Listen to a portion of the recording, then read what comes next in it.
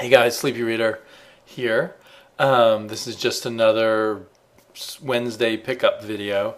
But I did get one thing that was a little unusual at my store today, so that might be worth showing. But first I'll just show you the books I got. I bought too many. I've been trying to limit myself to 7 or 8 a week, and I think I got 12. 10 of them were on my pull list, which makes me think I need to trim back my pull list a little more. And then 2 of them I just grabbed.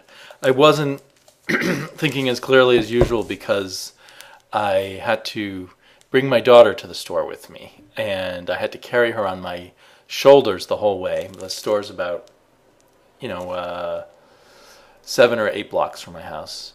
And then I had her kind of running around, and I had to quickly pick what I wanted and get going. So I wasn't thinking about my rule about only getting 7 or 8 comics. And so anyway, I got Pretty Deadly. I really want to like this because I like the art so much. So we'll see if this issue makes it better. Although it might be good to have some comic prove to be unlikable to me so I can pair my pull list a little bit. And then I got FF. I guess this will be ending soon, so that'll be one thing I can pair from the pull list. I haven't heard anything about it continuing, and it's really for me the Mike Allred art. And he might be the cover artist of the year, I think. I mean, with all the fantastic FF covers and the really great Batman 66 covers he's been doing. And I want to say there's some other covers he's been doing, but I can't remember what the other ones were. Maybe that's it.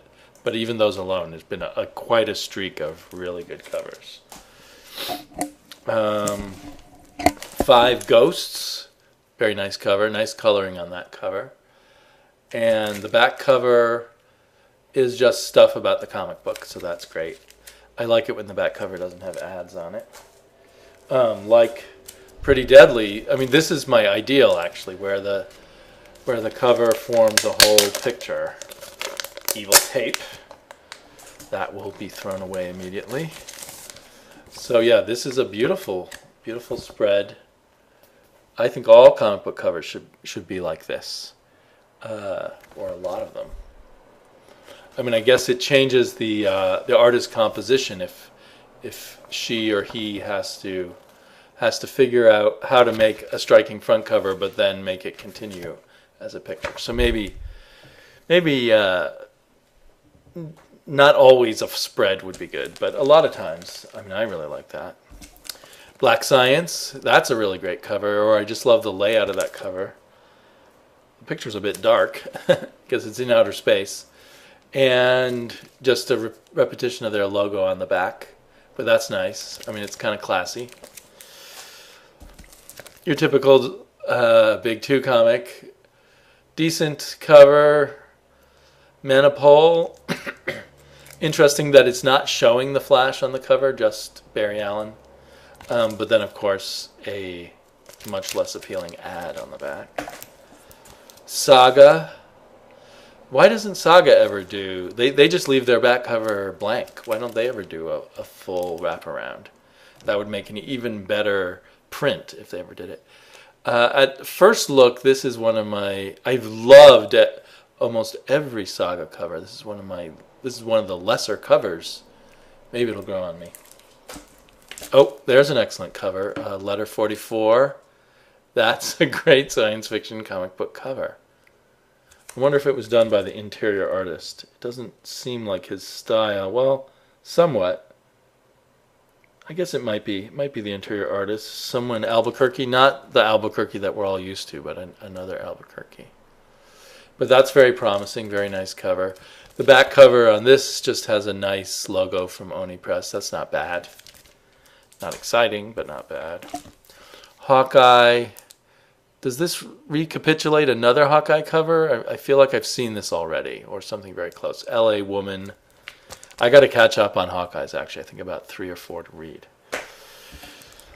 Adventures of Superman. I'm psyched. I'm guessing this is a a 2-story one. It's interesting because it's a very basic kind of Superman picture of him holding 2 trains apart, but you probably can't tell on the YouTube screen, but the 2 trains are blurred, maybe motion blur or something. So even though it's a very basic picture, it's been very photoshopped. I think I might have liked it better if the trains weren't blurred, but maybe they wanted it something special and modern about it rather than just, a cover that's nothing but an imitation of what covers used to be like. And then I've got 3 kids comics, but one is just for me anyway. Beware the Batman. My daughters, I don't think, would be interested in this. I enjoyed the last Batman enough, Beware the Batman enough, and I don't know. I just felt like another issue of, very basic, uncomplicated Batman. I was just in the mood for it. So that's one I probably shouldn't have picked up since I'm trying to cut back. Powerpuff Girls is on my pull list. My daughters enjoyed the last 2 issues. The art's really cool. The coloring's really cool. But it is $3.99, so I'm kind of thinking about... I love to get comic books for my daughter, but does she really care enough? Can we wait till I can find these cheaply? Plus, we read a lot of comics that we get on the iPad, and this is probably in a month or 2 be available on the iPad cheaper also. But at the same time, I was kind of excited so I grabbed Mr. Peabody and Sherman, another IDW comic. So I've got 2 expensive kids. These are $4 comic books. But I'm very curious to see how they make a comic book out of this. And hopefully it'll be fun to read with my daughter. So it's bad that I bought 12 comics, but I'm pretty psyched.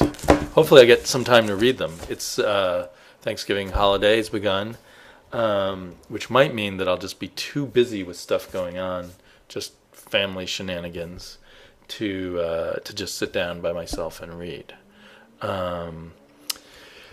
We've got a guest staying in the house, so the next few nights it's a guest of my wife's, so she'll be doing stuff with her friend, and I will be putting the daughter to sleep, which I always find takes a lot of time and energy. And then my wife will be working on the weekends, so I'll be taking care of my daughter all the time there. Anyway, my daughter was with me, and we were kind of looking around, and they were selling these prints by a local artist, and they were really appealing. The more, as my daughter was looking at them, the more I looked at them, I thought, hey, that might be a cool way. I've got to decorate. I got to clean up and organize this man cave, and I want more decorations on the wall. So a man cave on the 2nd floor, but what can you do? So this print only costs $10. It's by an artist who lives in Portland named Mike Russell and by a colorist named Bill Mudron. And it came in an envelope, or they put it in an envelope for me after I asked for it. The envelope got a little beat up. It might be because when I was carrying, I had to have my daughter on my shoulders as I was carrying everything home with me. So my daughter thinks it's a costume party. It's a little unclear because like that Hulk doesn't look like a Hulk in a costume. It reminds me a bit of Sergio Aragonés. And if you have ever been to Portland, there's a famous donut shop called Voodoo Donuts. That's a box of Voodoo Donuts. And in the background, these silhouettes are the silhouettes of the Portland Convention Center. So maybe it's supposed to be a comic book convention in Portland. And so this is $10. It comes with that envelope with with 2 pictures on it. And this has another version of the same picture on the other side, just with a different color scheme. I think it's just the background color that changes, but it really makes the picture look different.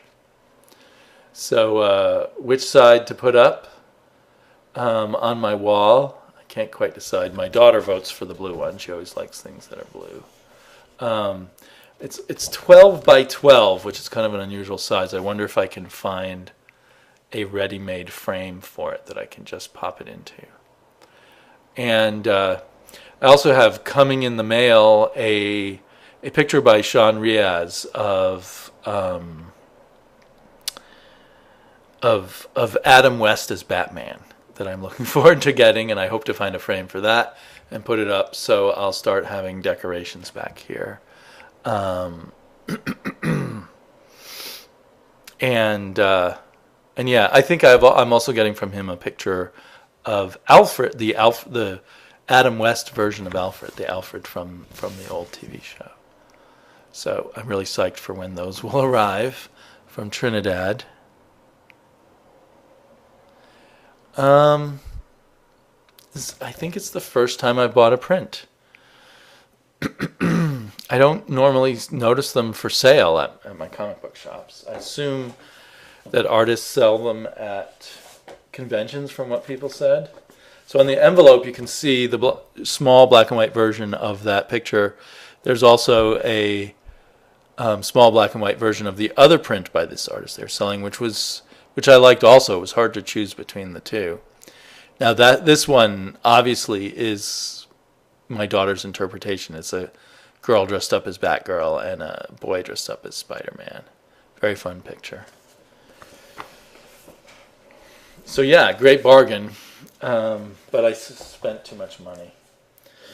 So I hope everyone in the U.S. is having a great Thanksgiving holiday, and everyone else just having a good week and a good comic book week.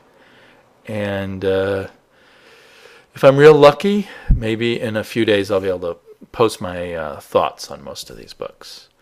So talk to you all later. Bye-bye.